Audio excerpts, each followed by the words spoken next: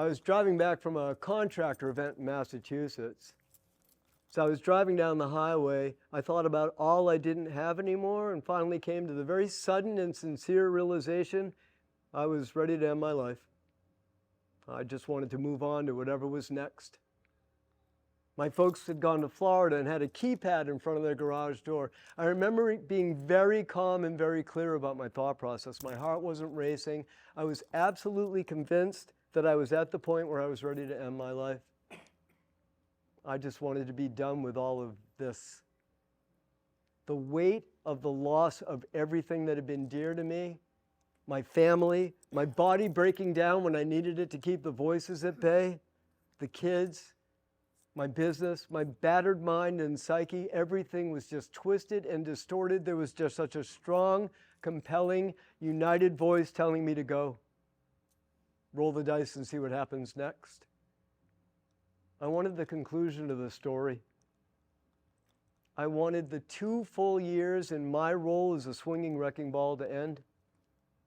I was so ashamed and filled with such self-loathing from swinging from one set of lives to another, obliterating hearts, hopes, loves, lives, and in the process disconnecting myself emotionally, floating hopelessly and helplessly above the worlds I had decimated. There seemed to be no action or direction to bring conclusion short of this one simple option. I called the woman from North Carolina. It was 11 o'clock at night. I got her voicemail. I told her my plan and said goodbye. As I exited the turnpike, the exit brought me to within a mile of my folks' house. It was 11:35 p.m.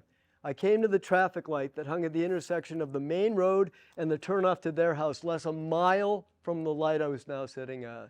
So I was literally at the crossroads of my life. Anyone that's been to Portland, Maine knows that town shuts down at 10 p.m. on a weekend night. On a weeknight in mid-April, I could have taken out a charcoal grill, cooked up some steaks, and not a single car would have interrupted the entire process. I sat at that light through 5 full rotations of the ever-popular green, yellow, red fest, deciding whether I wanted to drive into their garage, close the garage door, keep the car running, and doze off in the next Lifesville. I literally could have gone either way that night. If I turned left on their road, I turned off my life. If I continued straight, I continued the struggle and tried to get by. Obviously, I went straight. I got back to the condo and went to bed. My mind must have felt the full weight of that, to quote the Clash, should I stay or should I go gig, because I more lapsed into a coma than fell asleep. At 1:30 a.m., I woke up to someone banging on my door, and there was an incredibly bright flashlight shining in the window. I had no idea what the hell was going on. There was a porch that ran the length of my unit from my bedroom to the kitchen, and as foggy as I was, I could discern there were 3 people banging on windows and shining flashlights in that grand opening wild event style that woke me up and put me in a most unpleasant mood. After yet another pounding on the door and a thunderous, "Are you in there?" I came to the door and opened it up, and as I scanned from left to right, I noticed the cops got bigger and angrier looking as I progressed my scan. And let me tell you all, the first cat was a house. "Are you Rick Ropedope?" The first cop, who reeked of just eaten glazed donuts, by the way, asked. No, but it's a common mistake, as I do have some of those letters in my name. "Did you call someone and threaten suicide tonight?" A second angry cop, who clearly had chocolate glazed donut particles between his canine and his sizer, asked. Yeah, oh, that, yeah. Well, as you can see, I changed my mind and came home and went to bed. The third of the 3 angry cops, powdered sugar jelly filled, the donut, not the cop, pushed past the other 2, shined his angriest of all lights into the house and asked the question, "Do you have a gun?"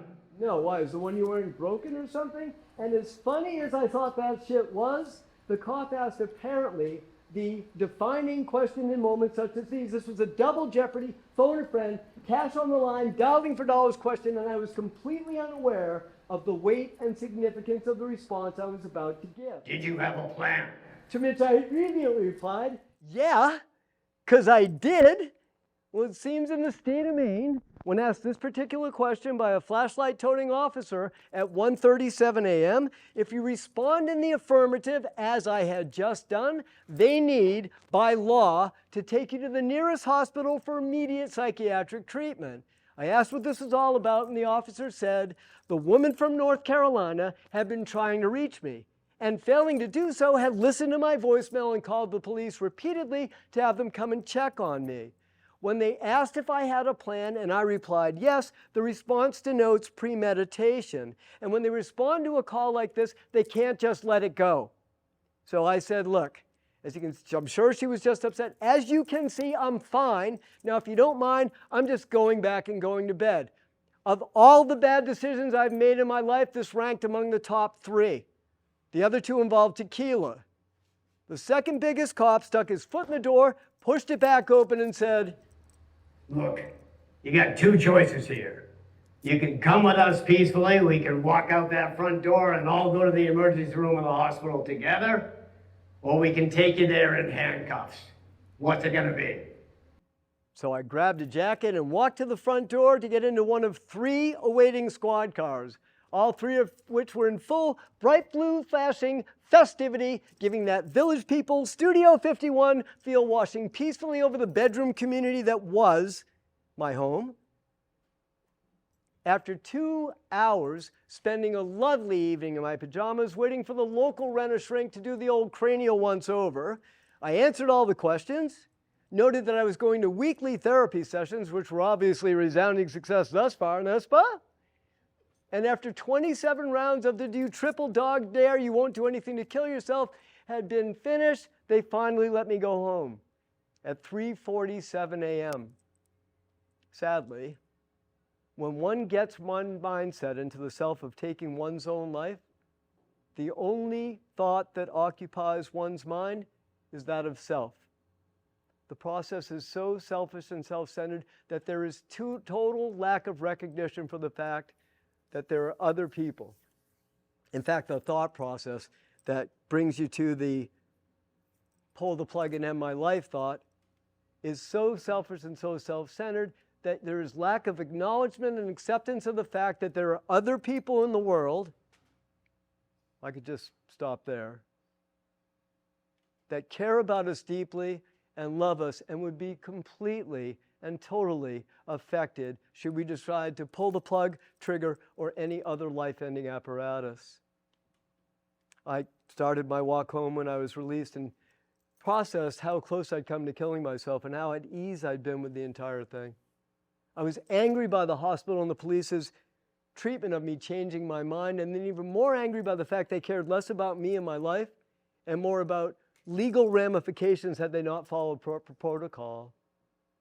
I got home, went to bed, pulled the covers over my head, and braced myself for dealing with the fallout of my actions.